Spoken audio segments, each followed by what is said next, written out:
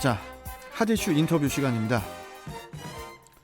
정부가 8조 1천억 원을 투입해 총 564만 명의 소상공인 및 고용 취약계층에 4차 재난지원금을 이제 지급을 하죠. 더 넓고 더 두텁게라는 취지에 따라서 3차 재난지원금 때보다 그 지원 대상 금액을 대폭 확대했다고 하죠. 그러나 이번에도 휴폐업 소상공인은 그 지원 대상에서 제외해서 사각지대 논란은 불가피할 전망이라고 하는데, 자, 그래서 오늘은 4차 재난지원금 관련해서 보람 노무사 민소정 노무사와 이야기 나눠보겠습니다. 자, 민소정 노무사님 나와 계시죠? 예, 안녕하세요. 예, 반갑습니다. 오늘 저랑 처음 뵙죠? 아, 예. 예, 아무튼 저 새해 복 많이 받으시고 새해 복 많이 받으십시오. 예, 잘 부탁드리겠습니다. 네. 예. 자, 그나저나 우리 민 노무사님, 일단 이 소상공인에게 지급되는 이 4차 재난지원금의 공식 명칭이 이제 버팀목 자금 플러스라고 하더라고요. 네, 맞습니다. 예, 버팀목 자금 플러스. 이게 이제 그 대상이 좀 이렇게 늘어난 걸로 알고 있는데, 그 소상공인이라면은 누구나 재난지원금을 받게 되는 건가요?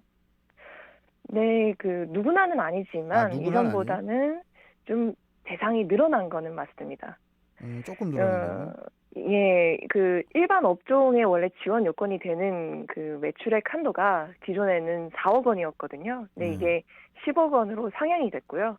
원래는 이제 근로자 수도 업종별로 좀 기준이 있어서 음식, 숙박, 도소 매업 뭐 이런 업종들은 근로자 수가 5인 이하로 되어야지 대상이 되었는데 이번에는 근로자 수 5인 이상이 되어도 그 지원이 됩니다.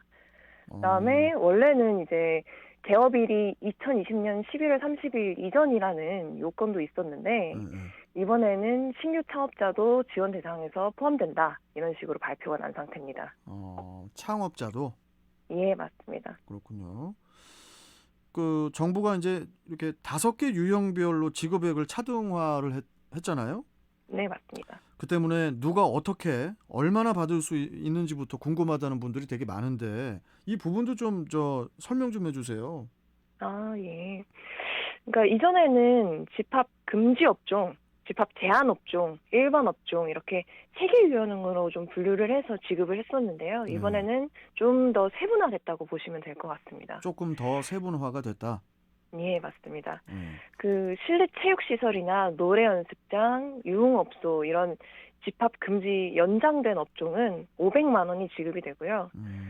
집합 금지에서 집합 제한으로 완화된 학원이나 겨울 스포츠 시설은 400만 원이 지급이 됩니다. 그다음에 집합 제한 업종인 식당, 카페, 숙박업, PC방 이런 업종들은 300만 원이 지급이 되고요. 일반 업종도 이번에는 2가지 유형으로 구분을 해서 연매출이 10억 원 이하인데 매출이 감소된 이런 업종은 이전과 같이 100만 원이 지급이 되지만 여행, 공연업 등과 같이 업종 평균 매출액이 20% 이상 감소가 돼서 이제 경영 위기 업종이다 이렇게 판단하는 쪽은 200만 원이 지급이 된다고 합니다. 그 매출이 20% 감소한 일반 업종 200만 원, 그 다음에 이제 매출이 감소한 업종 100만 원.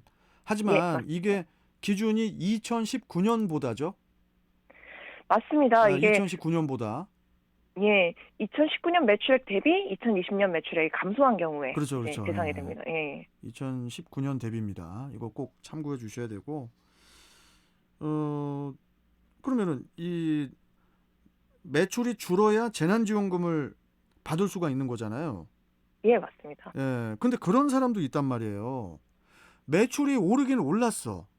올랐는데 많이 오른 게 아니라 꼭 그냥 아주 조금 올랐어요. 조금 올랐는데 매출은 올랐는데 코로나 때문에 힘든 기업들도 많거든요.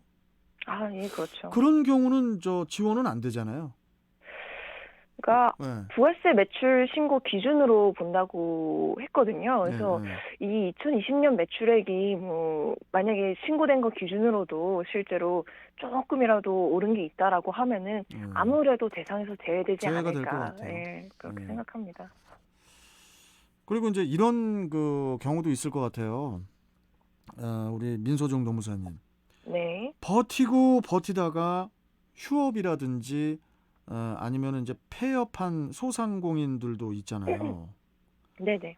이런 분들은 어떻게 뭐 재난지원금 못 받습니까?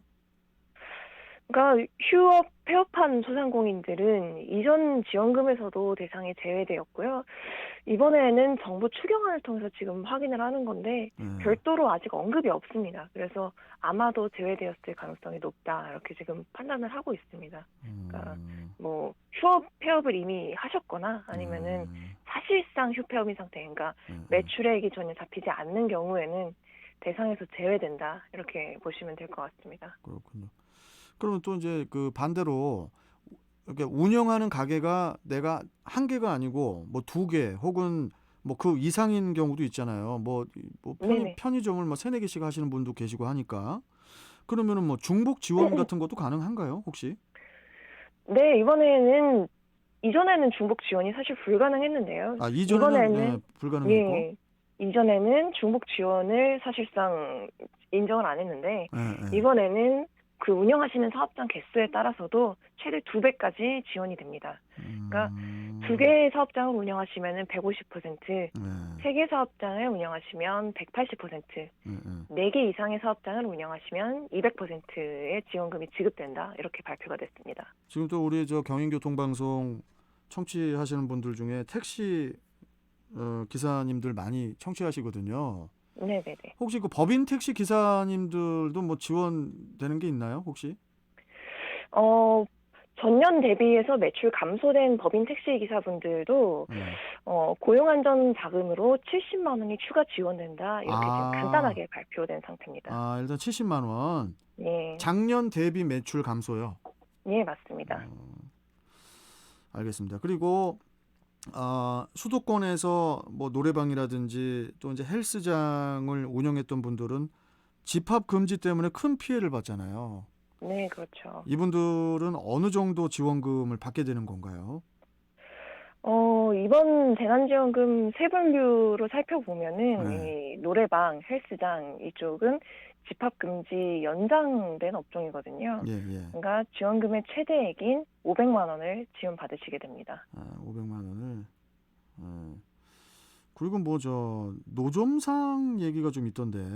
아, 예, 예. 이게 조금 뭐 좀 말이 좀 있어요. 뭐냐면은 어 세금도 내지 않는 노점상에게까지 지원금을 지급해야 하냐. 뭐 아, 이런 그렇죠. 논란이 있고 네. 또 정작 대상이 된 노점상들은 이후에 이제 정부의 관리 대상이 돼야 한다는 그런 부담감 때문에 지원을 안 받겠다 이렇게 반대하는 분들도 계시고 이게 좀 아, 네. 복잡복잡하던데. 그래서 뭐 여하튼 노점상을 운영하고 계신 분들도 지원을 받을 수 있는 거죠, 이번에? 예, 이번에는 생계가 불안정한 노점상의 경우에도, 그러니까 전제가 있습니다. 지자체 등에서 좀 관리 중인 노점상에 대해서 관리 사업자 중이란 등록이, 사업자 등록증 말씀하시는 거예요? 그렇죠. 지금 지자체에서 이제 등록이 되어 있고 또 사업자 등록도 되어 있고 이런 경우에 대해서만 소득안정지원금 50만 원이 지급이 된다. 이렇게 발표가 됐고요. 알겠습니다. 됐고요 하고 뭐 말씀하시려고 하는데 제가 끊은 것 같은데. 아유, 아닙니다. 근데 만약에 노점상이 이런 부분에 해당되지 않는다. 예, 이렇게 되게 되는 경우에도, 알겠습니다. 문제가 될 것 같습니다. 예. 이거 저 4차 재난지원금은 어떤 절차 거쳐가지고 언제부터 받게 되는 거죠? 일단 절차적으로는 아직 특별하게 세부 기준이 발표되지 않았습니다. 근데 진행됐던 전례를 보면은 이전과 동일하게 온라인 사이트 신청하고 방문 신청 이렇게 양쪽으로 진행이 될 것 같습니다. 예, 또 시기적으로는 3월 4일 이제 정부가 추경안을 국회에 제출을 했고요. 예. 그 대상이나 뭐 세부 기준을 두고 좀 아직까지 협의가 계속되고 있는 상황이라서 정부에서는 일단 3월 지급을 좀 목표로 한다 이러면서 준비를 서두르고 있는 상황인데 자세한 내용은 3월 중순 이후에 이렇게 좀 결정이 될 것 같습니다. 그리고 또 이제 더 자세한 내용. 만약 내가 어떤 자격 요건이 될까? 이렇게 이제 궁금하신 분들은 버팀목 자금 콜센터 국번 없습니다. 1522에 3500번.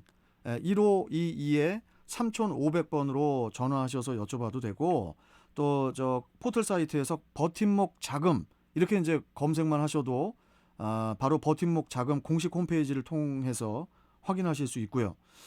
그리고 저 노무사님 제가 이것 좀 청취자분들께 말씀을 드리고 좀 인사 나눌게요. 예. 뭐냐? 이거 저 중요합니다, 이거. 4차 재난지원금을 줄 테니까 개인정보를 입력하라는 그런 문자라든지 이메일 이거 정말 조심해야 되고요.